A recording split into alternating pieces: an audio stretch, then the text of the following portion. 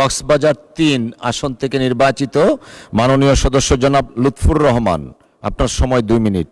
ধন্যবাদ মাননীয় স্পিকার। আমার উত্থাপনীয় বিষয় হচ্ছে কক্সবাজার জেলার ঈদগাঁও উপজেলার প্রশাসনিক কাঠামো, অবকাঠামো উন্নয়ন ও উপজেলার সকল অফিসের জন্য ভ্রমণ নির্মাণ প্রসঙ্গে। আমার নির্বাচনী এলাকায় কক্সবাজার শহর, কক্সবাজার সদর, রামু এবং ঈদগাঁও উপজেলা।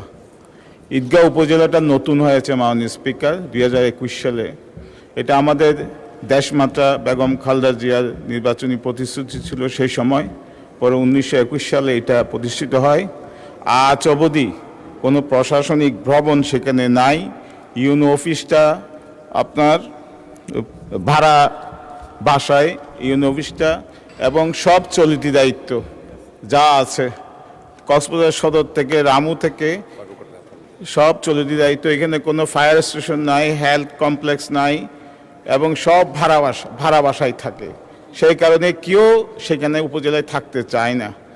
তাই আমি স্থানীয় সরকার, মাননীয় স্থানীয় সরকার এবং পল্লী উন্নয়ন এবং সমবায় মন্ত্রী জনাব আমাদের মহাসচিব জনাব ফখরুল ইসলাম আলমগীর সাহেবের কাছে আমার অনুরোধ থাকবে যাতে জরুরি ভিত্তিতে প্রশাসনিক অবকাঠামো উন্নয়ন এবং সেখানে রাস্তাঘাটে যাতে উন্নয়ন করা হয়।